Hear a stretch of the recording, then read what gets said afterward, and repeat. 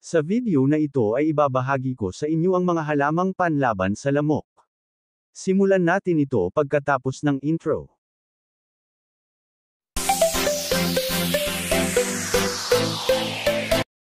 Ang ilang mga halaman ay sinasamba para sa kanilang kagandahan at pabango, habang ang iba ay sikat para sa kanilang mga benepisyo sa kalusugan at iba pang gamit. Ang pinakamahusay na mga halimbawa ng huli ay mga halaman na natural na nagtataboy sa mga insekto tulad ng lamok. Ang tag-ulan ay narito na at sa kasamaang palad, nangangahulugan din iyon na dumating na ang panahon ng dengue. Kaya, kung gusto mo ng karagdagang proteksyon mula sa mga bloodsucker na ito na nagdadala ng dengue, dapat mong isaalang-alang ang pagkakaroon ng mga halamang panlaban ng insekto sa bahay. Narito ang mga halamang panlaban ng lamok na talagang dapat itanim ngayong tag-ulan. Una, basil. Ang basil ay nagdadala sa amin ng masarap na sarsa ng pesto at masarap na salad, ngunit maaari rin itong mag-iwas ng mga lamok. Ang halaman na ito ay natural na naglalabas ng aroma nito, kaya hindi na kailangang durugan ang mga dahon o ihanda ito sa anumang paraan. Ang basil ay nakakalason sa larvae ng lamok, kaya maaari mo itong ilagay malapit sa nakatayong tubig upang mapigilan ang mga lamok na mangitlog. Pangalawa, bee balm. Ang halamang ito na nagtataboy ng lamok ay karaniwang kilala bilang ligaw na bergamot at horsemint. Ang bee balm ay magdadala ng maraming pollinator sa iyong hardin tulad ng mga bubuyog, hummingbird at butterflies. Ang halaman na ito ay karaniwang ginagamit sa mga jellies, tsaa at bilang isang masarap na palamuti para sa mga salad at iba pang mga pinggan. Pangatlo, catnip. Ang catnip ay naglalaman ng kemikal na nepetalactone, na isang malakas na panlaban sa lamok at pang-akit ng pusa. Ito at ang iba pang mga kemikal ay ginagawa itong mas epektibo kaysa sa DEET, isang kemikal na matatagpuan sa karamihan ng mga insect repellent. Ginagawa nitong isang nangungunang pagpipilian sa listahan ng mga halaman na nagtataboy ng mga lamok. Gusto rin ng mga pusa na kuskusin at picot ikot dito, kaya ilagay ang iyong halaman sa isang lugar para sa pusa kung maaari. Ang isa pang bagay na dapat tandaan ay ang catnip ay madaling alagaan, ngunit invasive kung nakatanim sa isang garden bed. Pang-apat, citronella. Ang citronella ay karaniwang matatagpuan sa mga panlaban sa lamok at kandila. Tinatakpan ng malakas na amoy mula sa citronella ang amoy ng iba pang mga nakakaakit. Ang malaking halaman na ito ay karaniwang matatagpuan sa mga planter ngunit maaari ding umunlad sa mga hardin sa mga lugar na walang hamog na nagyelo. Ang citronella ay isang tanim na mababa ang maintenance, ibig sabihin, maitaboy mo ang mga lamok sa kaunting trabaho. Kasama sa mga pagkakaiba-iba ng pangalan ng halamang ito at mga halaman sa parehong pamilya ang citronella grass at citrosum. Panglima, floss na bulaklak. Ang mga floss na bulaklak ay naglalaman ng kemikal na tinatawag na coumarin na ginagamit sa mga karaniwang repellent ng lamok. Ang malabo na mga bulaklak na ito ay isang magandang visual na karagdagan sa iyong flower bed o bilang isang edging na halaman. Ang mga floss na bulaklak ay may kulay asol, rosas na puti at lila at madali ring umakma sa anumang palumpon. Pang-anim, bawang. Ang masangsang na amoy ng bawang ay nakakapigil sa mga lamok. Ang pagkonsumo ng bawang ay maaaring banayad na maitaboy ang mga lamok. Ang pagpiga at pagkuskus ng juice ng direkta sa iyong balat ay maaari ding maiwasan ang mga lamok, ngunit maiiwasan din ito ang lahat.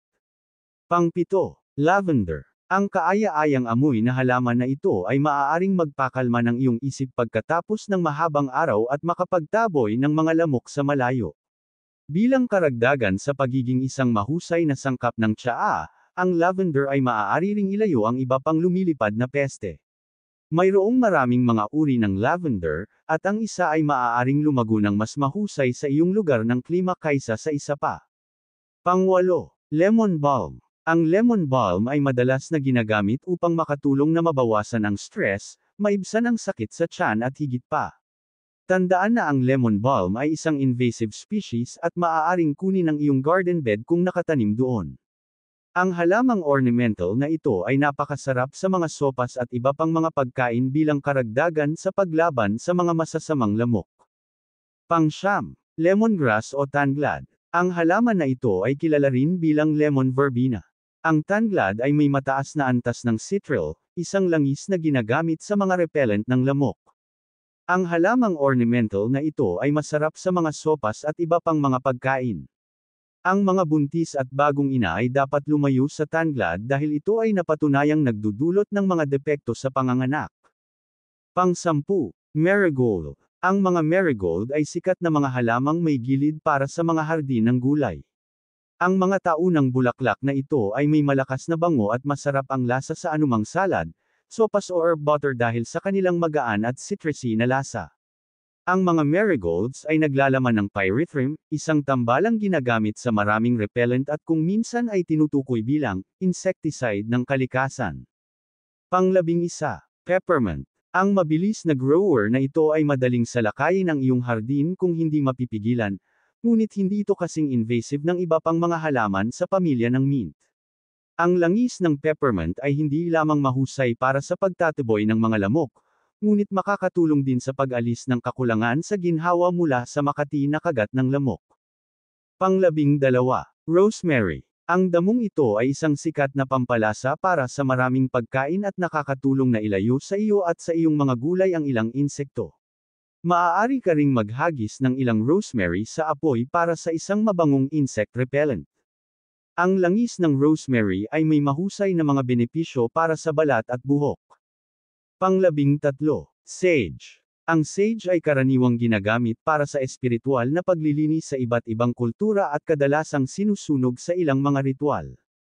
Ang pagsunog ng sage ay isa ring mahusay na paraan upang ilayo ang mga lamok. Magtapon ng ilang dahon ng sage sa isang fire pit sa likod bahay o sa iyong fireplace para punuin ang iyong tahanan ng mga nakakapreskong aroma at natural na pabango na nakakapagtaboy ng lamok. Pang-14, geranium. Ang mga geranium ay medyo may lemon-scented at maaaring mag-iwas ng ilang mga peste mula sa iyong tahanan at hardin. Ang mga bulaklak na ito na nagtataboy ng lamok ay may magagandang pamumulaklak at may mga makulay na kulay na ginagawang mahusay para sa decoration. Ang mga mabangong geranium ay may maliit na bahagi ng citronella oil na nakakatulong sa kanilang kapasidad sa pag-iwas sa lamok.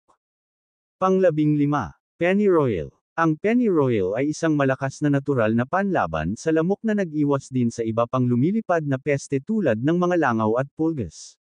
Pinakamabisang durugan ng pennyroyal at itago sa iyong mga bulsa, ngunit tandaan na ang pennyroyal ay napatunayang nakakalason para sa mga sanggol at mga buntis na kababaihan. Ang isa pang pangunahing paraan upang maiwasan ang mga lamok ay ang pag-iwas sa mga stagnant na tubig. Ang stagnant na tubig ay isang lugar ng pag-aanak ng maraming insekto, kaya subukan ng iyong makakaya na ilayo ang stagnant na tubig sa iyong bahay. Siguraduhing walang laman at linisin ang iyong lalagyan kahit isang beses sa isang linggo. Siguraduhing alagaan ang lahat ng iyong halaman na nagtataboy ng lamok para magkaroon ka ng tahanan na walang peste. At dito nagtapos ang pagbahagi ko sa inyo. Kung nagustuhan nyo ang video na ito, pakipindot ng like, subscribe button at notification bell para updated kayo sa mga bago kong video. Maraming salamat sa panunood at hanggang sa muli.